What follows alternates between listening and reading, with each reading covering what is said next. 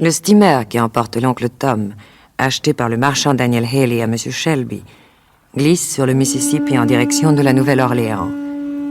Les recommandations de M. Shelby ont produit leur effet.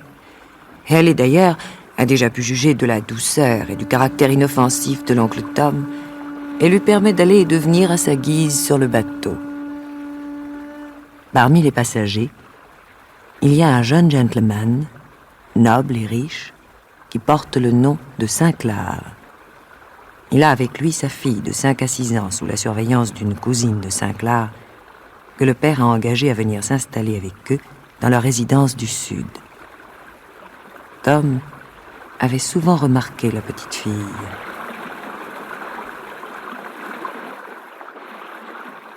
Comment s'appelle la jeune demoiselle? Évangeline Sinclair. Mais papa et tout le monde m'appelle Eva. Et vous, comment vous nommez-vous? Mon nom est Tom. Mais les petits-enfants du Kentucky avaient l'habitude de m'appeler l'oncle Tom. Alors, moi aussi je vais vous appeler l'oncle Tom. Parce que, voyez-vous, je vous aime bien. Où allez-vous, oncle Tom? Je ne sais pas, Miss Eva. Comment? Vous ne savez pas? Non. On va me vendre à quelqu'un, sans doute. Mais je ne sais pas à qui. On va vous vendre? Oui. Mais, alors, papa pourrait vous acheter? Ah? Je vais le lui demander. Voulez-vous, oncle Tom? C'est-à-dire que... Vous seriez bien heureux chez nous.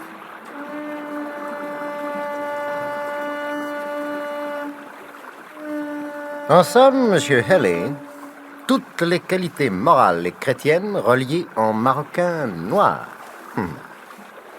Combien en voulez-vous? Eh bien, si j'en demandais $1300, je ne ferais que rentrer dans mes frais, en vérité. En vérité. Mais enfin, pour me faire plaisir, vous me le laisseriez bien pour ce prix-là. Ah, ma foi, la jeune demoiselle est si gentille, elle en a tellement envie. Eh bien, rien que pour l'obliger, voyez donc si vous ne pourriez pas me le faire un peu meilleur marché, hein? Le meilleur marché, vous l'avez vu? Il est fort comme un cheval, et puis c'est un nègre intelligent. Alors, vous feriez bien de rabattre $200 pour son intelligence. On sait bien que les nègres intelligents vous font des tours du diable, volent des chevaux et décampent facilement. Attention, monsieur, je reconnais que vous avez raison, mais pas avec lui. Pas avec son caractère. Je peux vous montrer des recommandations écrites par son ancien maître qui vous prouveront que c'est un homme vraiment pieux. Plein de religion, humble. Dans l'endroit d'où il vient, on l'appelait le prédicateur. Le prédicateur, en vérité. Mais je pourrais peut-être alors en faire un chapelain pour ma famille. Il y a très peu de religion chez moi parmi mes gens. Monsieur plaisante. Voyons, qu'est-ce qui vous permet de le garantir comme prédicateur? A-t-il été examiné par un concile, par un synode? Montrez-moi ces papiers.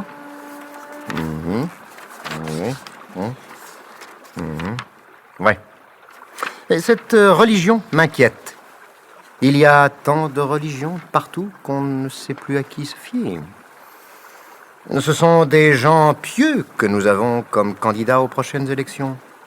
Et le pays est déjà presque ruiné par les gens pieux.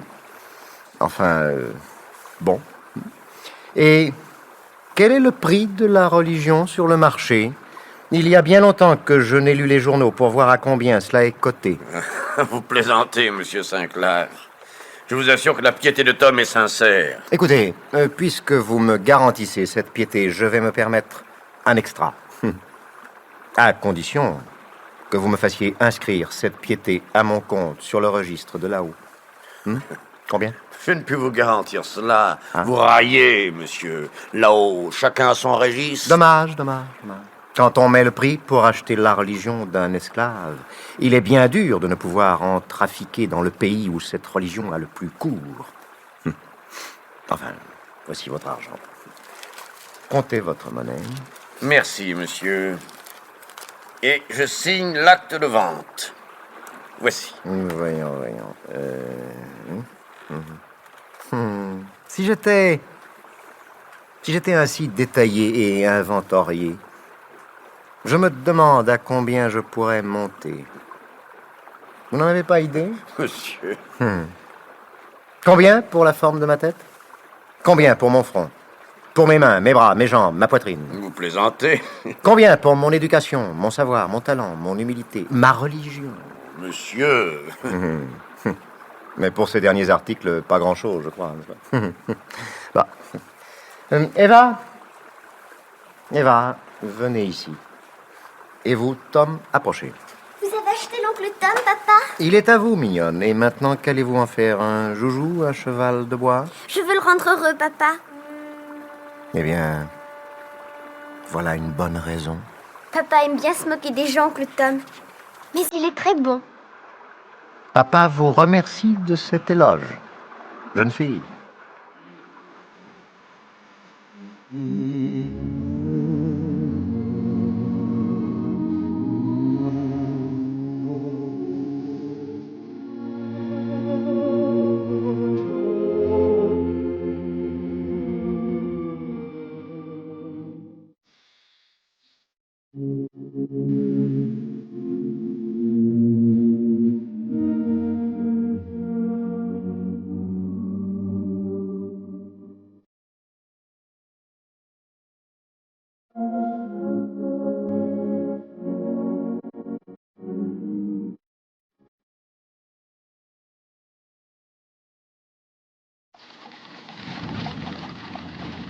L'équipage franchit un portail voûté et pénétra dans une cour entourée de bâtiments carrés.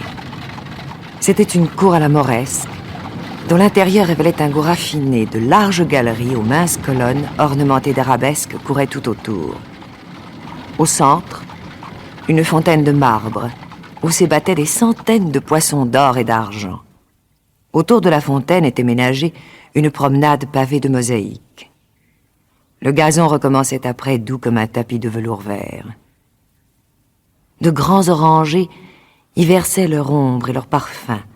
Enfin, rangés en cercle au bord du gazon, les vases de marbre sculptés contenaient les plus précieuses fleurs des tropiques, grenadiers aux fleurs de feu, jasmin d'Arabie aux fleurs sombres, géranium, rosier luxuriant, jasmin jaune et verveine, confondant leur éclat et leur parfum, tandis que çà et là, un vieil aloès, regardant du haut de sa grandeur toute cette végétation passagère, semblait un enchanteur des temps passés.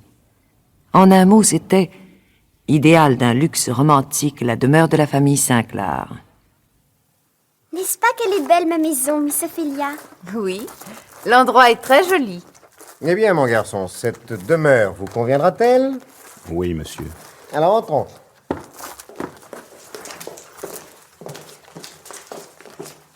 Maman chérie, maman, maman. Oh, c'est assez, mon enfant. Prenez garde, ne criez pas ainsi, vous allez me donner mal à la tête. Venez, Tom. Bonjour, Marie. Bonjour, mon ami. Voyez, je vous amène enfin un cocher. Il est aussi sobre qu'il est noir. Et il vous conduira comme un corbillard, si vous le voulez. Ah, vous ne direz plus maintenant que je ne pense pas à vous quand je suis parti. Je suis sûre qu'il boira. Tous les cochers boivent. Ah, on me l'a garanti comme une marchandise pieuse et sobre. Nous verrons. Chère cousine Ophélia, voyez comme est Sinclair, il vous fait passer après son cocher. Avez-vous fait bon voyage? Excellent, ma cousine.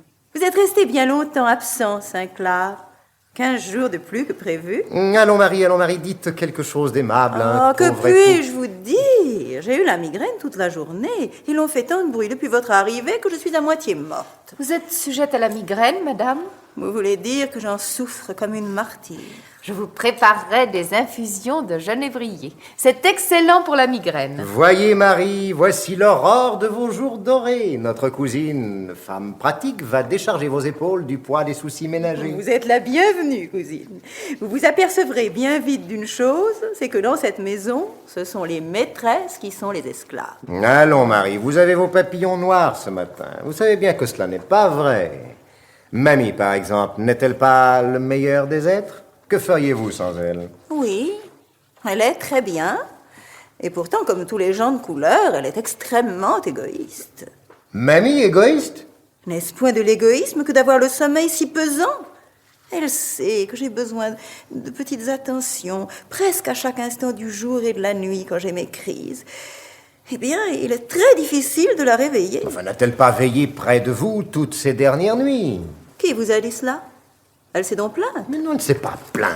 En arrivant, elle m'a seulement dit combien vous aviez eu de mauvaises nuits, presque sans répit. Eh bien, si mamie avait pour moi l'intérêt qu'elle devrait avoir, elle veillerait plus aisément.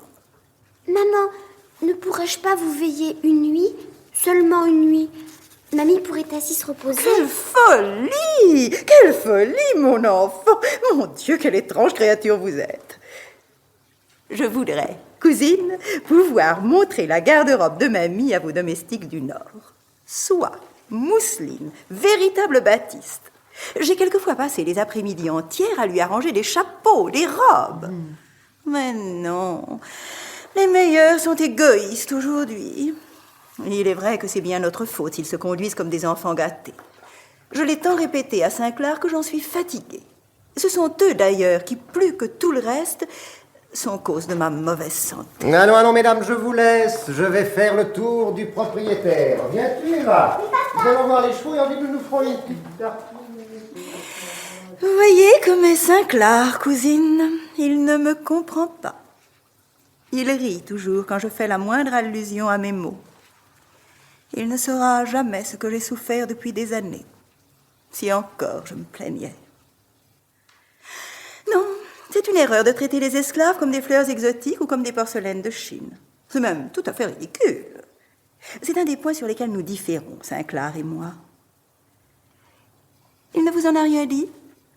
Mon Dieu, non, cousine. Voyez-vous, lorsque j'ai épousé Saint-Clar, je lui ai apporté mon bien et mes esclaves. Je devrais avoir le droit de les traiter à ma guise, de même que Saint-Clar traite les siens. Eh bien non, il a décidé une fois pour toutes que pas un coup ne serait donné dans cette maison à quelque esclave que ce soit, et quoi qu'il arrive, à moins que ce ne soit de sa main ou de la mienne. Imaginez où cela nous mène. Lui, on lui marcherait sur le corps qu'il ne lèverait pas le petit doigt. Et moi, comment pourrait-on me demander un tel effort? Aussi font-ils tout ce qu'ils veulent. Grâce au ciel, nous n'avons pas tous ces problèmes dans le Vermont. Eh bien, cousine, si vous restez, vous ferez ici votre apprentissage. Vous n'avez pas idée des tours que ces gens-là sont capables de vous jouer à chaque instant du jour et de la nuit, et des épreuves qu'ils vous feront subir. Et il sera inutile de vous plaindre à Saint-Clar. Il prétend que c'est nous qui les avons fait ce qu'ils sont, et qu'il serait cruel et injuste de les punir. Enfin, il prétend qu'à leur place, nous ne ferions pas mieux qu'eux. Vous voyez le beau raisonnement. Comme si on pouvait raisonner de ces gens-là à nous. Vous ne pensez pas, cousine, que Dieu ait pu les faire du même sang que nous? Assurément non. Que me dites-vous là, cousine? Le même sang que nous, cette race dégradée. Vous ne pensez pas non plus qu'ils aient des âmes immortelles? Je n'irai peut-être pas jusque-là. Non, ils ont sans doute des âmes. Immortelles, je ne dis pas, peut-être. Mais pour ce qui est de comparer leurs âmes avec les nôtres, non, c'est impossible. Saint-Clar a bien prétendu, mais que ne prétend-il pas? Il a bien prétendu que séparer mamie de son mari et de ses enfants, comme j'ai été obligée de le faire en venant ici, c'était la même chose que si l'on me séparait de lui et d'Eva. Pour moi, j'estime qu'il y a une différence. C'est comme si l'on prétendait que mamie aime ces petits souillons de négrillon comme j'aime mon Eva. Savez-vous que Saint-Clar voulait m'obliger de renvoyer mamie? C'était un peu fort. Même pour moi, qui ne montre pas souvent mes sentiments, j'ai pour principe de tout souffrir en silence. Mais cette fois-là, je ne me suis pas laissé faire. Enfin, cousine, vous voyez quel gouvernement vous prenez. Une maison sans règles où les esclaves sont les maîtres. Vous verrez bientôt qu'il n'y a pas moyen de vous en tirer sans sévérité. Ah, si je n'étais pas si faible, j'aurais gouverné avec 2 fois plus d'énergie que Saint-Clar. Si seulement il avait accepté de faire comme les autres. Mais quoi donc, cousine? Mais d'en envoyer de temps en temps quelques-uns à la calebasse, ou dans quelques lieux où l'on fouette les nègres. C'est le seul moyen, vous verrez. Ils sont si méchants, si trompeurs, si paresseux. Ah, toujours la même et vieille chanson. Quel terrible compte auront un jour à rendre ces misérables, surtout pour leur paresse. Vous raillez, Saint-Clar. Moi, Dieu m'en garde, j'appuyais vos remarques, Marie. Cela ne vous fatiguera-t-il pas si je joue quelque chose en sourdine? Non, non, cher. Jouez.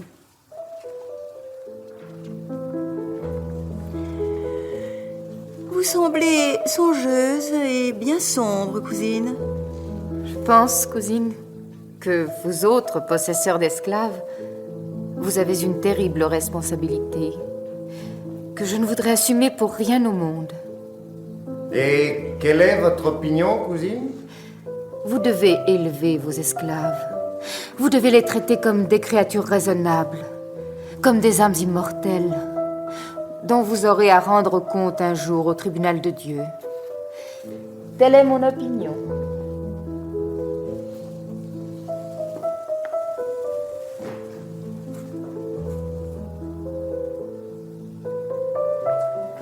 Cousine, vous avez parlé d'or. Je ne vous en estime que davantage. Moi, je ne vois pas du tout l'utilité de l'observation de notre cousine. Qu'on me montre au monde des gens qui fassent plus que nous pour leurs esclaves. Qu'on me les montre. Leur parler, je leur ai parlé à m'en fatiguer. Leur enseigner leurs devoirs, je l'ai fait. Tout, enfin. Ils peuvent aller à l'église comme ils veulent. Mais comme ils ne peuvent rien comprendre du sermon, c'est bien inutile. J'ai essayé, cousine Ophélia. J'ai essayé de les élever. Et vous, non. Et je suis née. J'ai été élevée au milieu d'eux. Je les connais. N'est-ce pas Shakespeare qui a dit « Il me serait plus facile d'apprendre à 20 personnes ce qu'il est bien de faire que d'être moi-même une des 20 personnes qui pratiqueraient mes maximes. » Oh, Saint-Clar, vous êtes fatigant. Et puis cessez de jouer, cela me fait mal à la tête. Ah bon? La petite Eva avait prié son père d'attacher l'esclave à son service particulier. Tom reçut donc l'ordre de tout quitter pour le service d'Eva chaque fois qu'elle le réclamerait. Tom était ravi. Dans son habit de drap bien net, coiffé d'un chapeau de castor, chaussé de bottes luisantes, avec un col et des manchettes irréprochables, et avec sa bienveillante face noire, il semblait assez respectable pour occuper le siège épiscopal de Carthage qu'obtinrent autrefois des gens de sa couleur. Il habitait un charmant séjour, considération à laquelle sa race sensible n'est pas indifférente. Il jouissait avec un bonheur tranquille des oiseaux, des fleurs, des fontaines, des parfums, de la lumière même et de la beauté de la cour, des rideaux de soie, des peintures, des lustres, des statuettes, des dorures, qui faisaient à ses yeux de la demeure Sainte-Clare un véritable palais d'Aladin.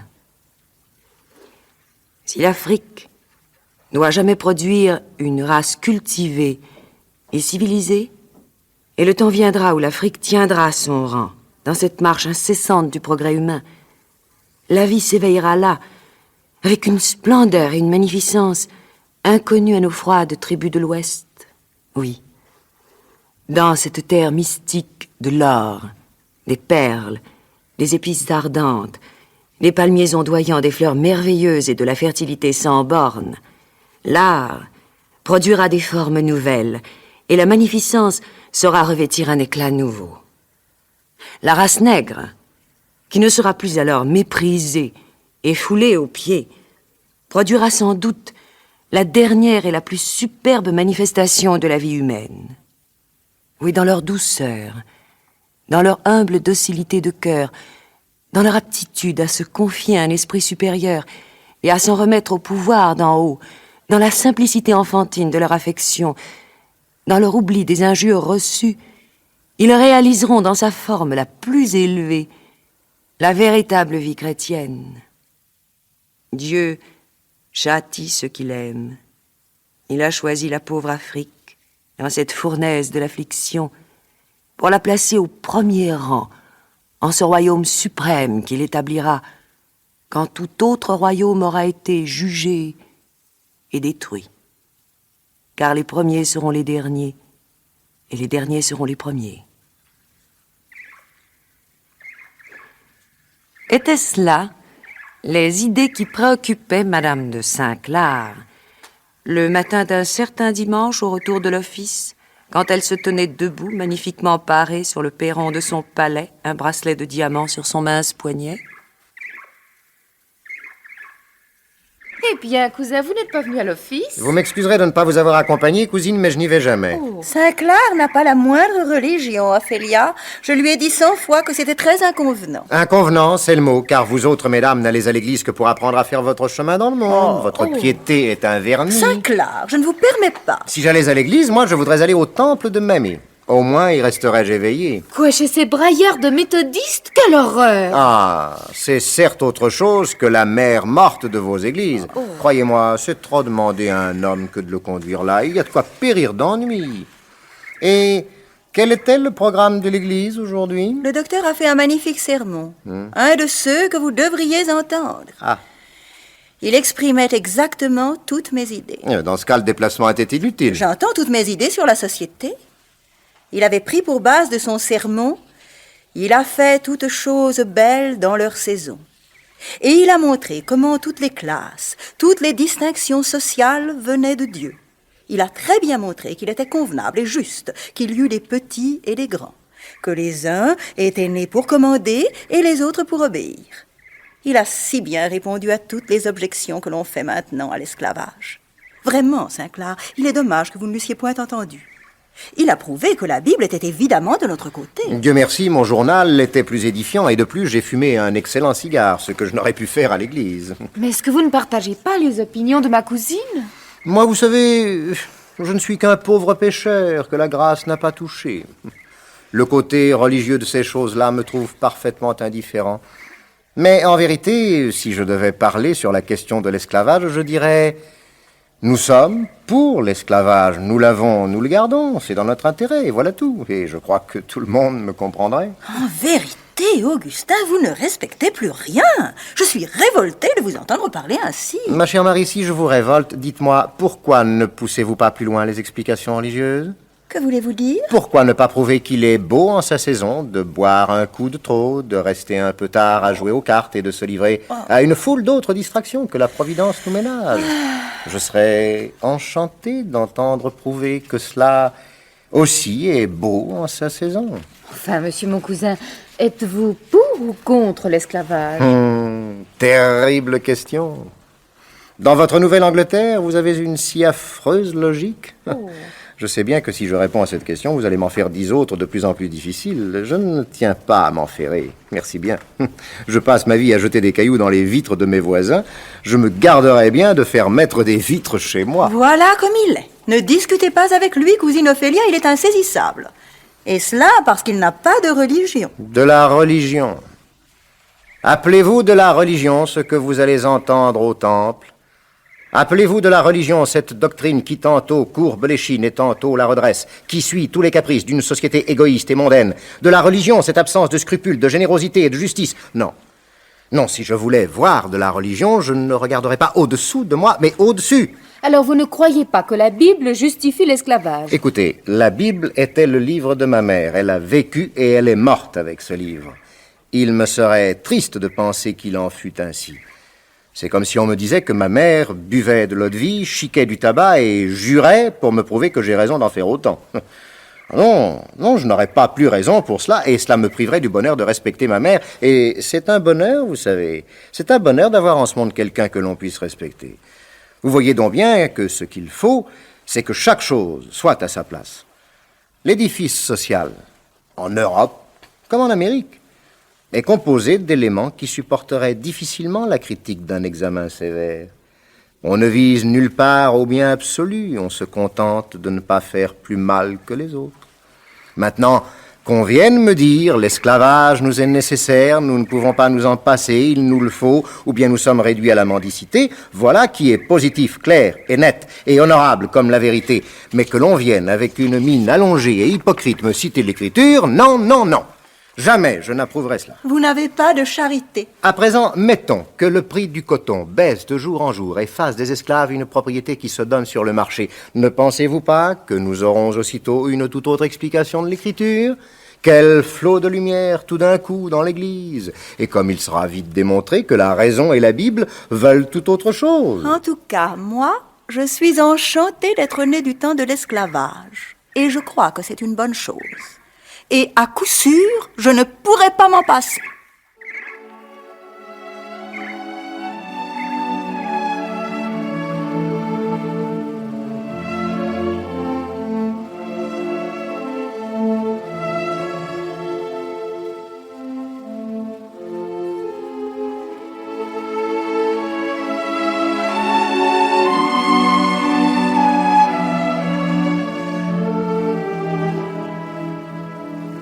En quelques jours, Miss Ophelia eut réformé la maison. Mais ses efforts dans tout ce qui réclamait la coopération des domestiques étaient pareils à ceux de Sisyphe. Qu'est-ce qu'il y a dans ce tiroir? Toute espèce de choses, Mrs. Oh, en effet. Et dans celui-ci, une nappe damassée toute tachée de Mais sang. si, c'est pour... Oh, ne me dites pas que vous vous servez du linge de table pour envelopper la viande. Je n'avais plus de serviettes, Mrs. Oh. Et dans celui-ci, une râpe avec des noix de muscade, un livre de cantiques, de la laine, du tricot, un tabac, une pipe, des pétards, 2 sauciers dorés pleins de quoi? De pommade. Mon Dieu, quelle horreur. De vieux souliers, une flanelle, des aiguilles à tricoter et des oignons blancs. Ah, c'est du propre. Mrs. Où mettez-vous les muscades? Partout, Mrs. Là. Et aussi dans la râpe. Je les ai mises ce matin. J'aime avoir tout sous la main, Mrs. Et vous mettez votre pommade dans les sauciers. J'étais pressée. J'ai tant à faire, Mrs. Je l'aurais retiré un de ces jours. Et tout ce linge sale. C'est pour le faire laver, un de ces jours. Mais que fait-il avec la vaisselle propre? Et j'aimerais que Mrs. ne touche pas à tout cela. Je ne vais plus rien retrouver dans ma cuisine. Où mettez-vous le linge sale? Dans ce bahut? Non, ne l'ouvrez pas, Mrs. Mon Dieu. Vous n'avez pas fait la vaisselle depuis quand? Mrs. Vous allez commencer par laver toute la vaisselle. Laver la vaisselle? Mais qu'est-ce que les dames connaissent bien cela? Quand est-ce que je préparais mon dîner si je passe mon temps à faire la vaisselle? Et ces oignons, que font-ils là?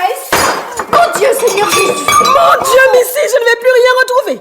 Il ne faut pas des journées entières pour réparer tous les dégâts que vous me faites dans ma cuisine. Oh, il y a de quoi s'arracher les cheveux. Mrs. Je ne veux pas que les dames se mêlent de mes affaires et les mettent à des places où je ne pourrai pas les trouver. C'est ce que nous allons voir. Oh, mon Dieu. Oh!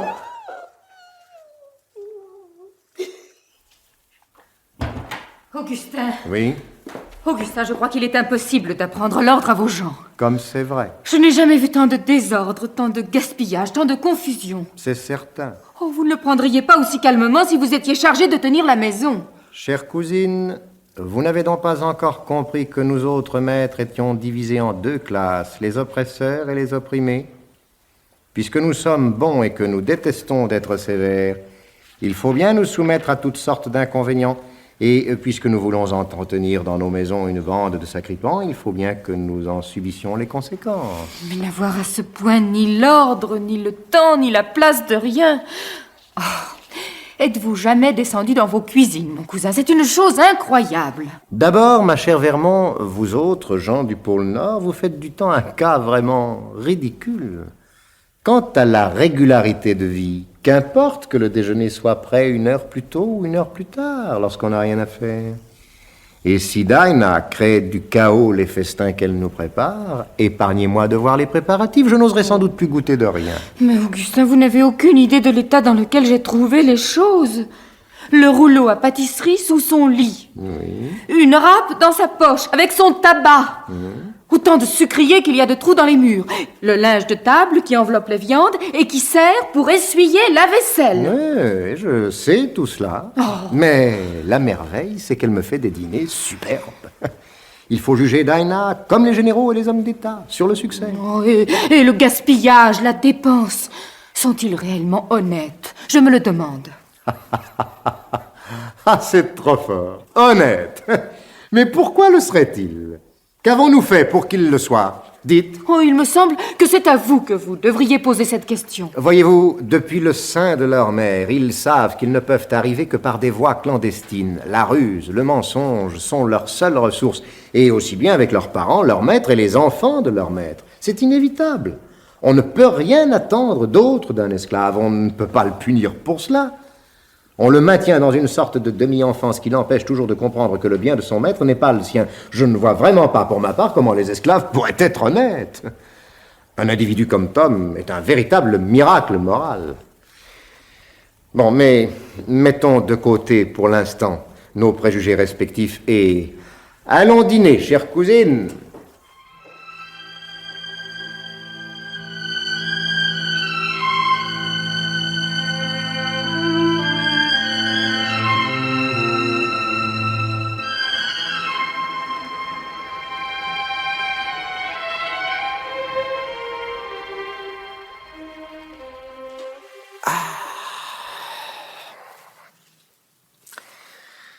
Je ne sais pas si Dinah fait le café dans une râpe ou avec des feuilles de tabac, mais Ce qui est sûr, c'est que son café est une merveille. Oh, cousin! Qu'est-ce que c'est? Qu'est-ce que c'est encore? On ne peut plus boire son café tranquille. C'est abominable, c'est horrible. Eh bien, cousine Ophélia, de quelle iniquité venez-vous encore d'être témoin? Oh, la vieille prue! Eh bien, elle est ivre, une fois de plus. C'est horrible. Mais quoi donc? Ils l'ont fouetté jusqu'à la mort. Ses maîtres l'ont tué au fond d'une cave. C'est ce qui provoque les lamentations de vos gens. Mais cela devait finir par arriver. Comment c'est tout ce que vous trouvez à dire? On assassine quelqu'un! On ne peut pas empêcher les gens de se détruire. Il est bien question d'elle, cousin. Ce sont ses maîtres qui l'ont fouettée à mort. C'était une voleuse et une ivrogne. Est-ce une raison pour la tuer? N'avez-vous pas des magistrats? Quelqu'un qui puisse intervenir dans de telles circonstances? On pense généralement que l'intérêt de la propriété doit suffire en de telles matières. Mais Augustin, c'est affreux! Ma chère cousine, si je l'avais pu, je l'aurais empêché, mais je ne pouvais l'empêcher. Et toute intervention aurait été inutile. Ce que nous avons de mieux à faire, c'est de fermer les yeux et les oreilles et de laisser aller les choses. Laissez aller les choses. Fermez les yeux et les oreilles. Vous le pouvez. Eh bien, moi, je ne puis en prendre mon parti. C'est abominable à vous, Augustin, de défendre un tel système. Comment le défendre? Qui a dit que je le défends? Oui, vous le défendez, vous et tous les habitants du Sud. Pourquoi avez-vous des esclaves? Êtes-vous assez naïf pour penser que personne ne fait en ce monde que ce qu'il croit bon? Vous-même, n'avez-vous jamais fait de choses qui vous aient semblé mal? Je m'en suis repentie. N'avez-vous pas continué, même après vous être repenti? Seulement quand j'étais fortement tentée. Eh, mais c'est que je le suis diablement, cousine. Voilà bien la difficulté. Du moins, je prenais la résolution de ne plus recommencer. Voilà 2 ans que je prends la résolution et je n'arrive pas à me convertir, cousine.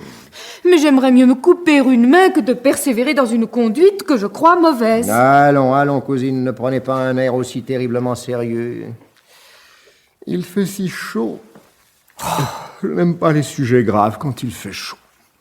Avec les moustiques et tout le reste, il est bien difficile de faire de la morale. Oh, vous et votre éternelle légèreté. Il est impossible d'avoir un entretien sérieux avec vous. Vous n'êtes et ne serez toujours qu'un aristocrate fat, vain et décadent. Oh, pardonnez-moi si je vous blesse. Bon. Eh bien, ma cousine, je serai sérieux avec vous au moins une fois. Je commence. Si, par l'effet des événements humains, il arrive qu'il soit nécessaire à un individu de retenir en captivité 2 ou 3 douzaines de ses semblables, un coup d'œil jeté sur la société... Je ne vois pas que vous deveniez plus sérieux. Attendez, vous allez voir. Cousine, sur la question de l'esclavage, il ne peut y avoir qu'une seule opinion. Les planteurs qui profitent de l'esclavage, les ministres qui veulent plaire aux planteurs, les politiques qui veulent gouverner peuvent, tant qu'ils veulent, asservir le langage et assouplir l'éloquence. Ils peuvent triturer la nature et la Bible. Ni eux, ni le monde, n'y croient. Car enfin, cette maudite institution, quelle est-elle? Dépouillons-la de ses ornements et soumettons-la à l'analyse. Quoi? Parce que mon frère, noir, est ignorant et faible, et que je suis instruit et fort, j'ai le droit de le dépouiller au gré de mon caprice. Ce qui est trop pénible ou trop dégoûtant pour moi, je dirai au noir de le faire. Je n'aime pas travailler, le noir travaillera. Le soleil me brûle, que le noir y cuise. Quoi, cousine? Le noir gagnera de l'argent et je le dépenserai. Le noir asséchera les marécages pour que je puisse y passer. Il fera ma volonté tous les jours de sa vie et jamais la sienne. Et il n'aura de chance de gagner le ciel que celle qu'il m'aura plu de lui donner. C'est cela, l'esclavage. Et je défie qui que ce soit sur cette terre de lire le code noir et de prétendre qu'il est autre chose que cela. Deuxième point. On parle des abus de l'esclavage. Mensonge. L'esclavage lui-même est l'essence de l'abus. Je vous le déclare, cousine, je me suis dit bien des fois que si ce pays devait s'abîmer dans les entrailles de la terre pour engloutir et dérober à la lumière toutes ses misères et tous ses malheurs, je consentirais volontiers à m'engloutir avec lui. Souvent, quand j'ai vu dans nos campagnes, sur nos bâtiments, ces individus stupides, brutaux, dégoûtants, à qui nos lois permettent de devenir les despotes d'autant d'hommes qu'ils en peuvent acheter, et quand j'ai songé qu'ils étaient les maîtres absolus de femmes, d'enfants, de jeunes filles, j'ai maudit mon pays et j'ai maudit les hommes. Augustin, arrêtez. Je n'en ai jamais entendu autant, même dans le Nord. Le Nord. Allons donc, cousine, vous n'allez pas vous laisser émouvoir par mes paroles. Vous autres gens du Nord, vous avez le sang froid. Et sur un tel sujet, tout ce que l'on peut dire est tellement inutile. J'ai seulement voulu répondre à votre accusation de futilité. Mais... Voyons, où en étions-nous donc Ah oui. Voyez-vous, je ne crois pas que mes sentiments sur l'esclavage me soient particuliers. Je connais beaucoup d'hommes qui, au fond d'eux-mêmes, pensent absolument comme moi. La terre pleure sous l'esclavage. Et s'il fait les esclaves malheureux, il ne fait pas tous les maîtres heureux. Et quelle sera, selon vous, la fin de tout ceci? Je ne sais. Ce qu'il y a de certain, c'est qu'aujourd'hui, une colère sourde gronde à travers les masses dans le monde entier. Demain ou après-demain ou plus tard retentira un terrible dies-irae. Les mêmes événements se préparent sous des couleurs différentes un peu partout, en Europe, en Angleterre et dans ce pays. Ma mère avait coutume de parler d'un millésime qui approchait et qui verrait le règne du Christ et la liberté et le bonheur de tous les hommes. Quand j'étais enfant, elle m'apprenait à prier pour l'avènement de ce règne. Quelquefois, je songe que ce soupir, ce murmure que l'on entend maintenant parmi les ossements desséchés, prédit le prochain avènement de ce règne. Mais qui pourra vivre le moment où il apparaîtra? Venez. Venez, cousine, c'est l'heure du thé. J'espère maintenant que vous ne direz plus que je n'ai pas parlé sérieusement au moins une fois dans ma vie.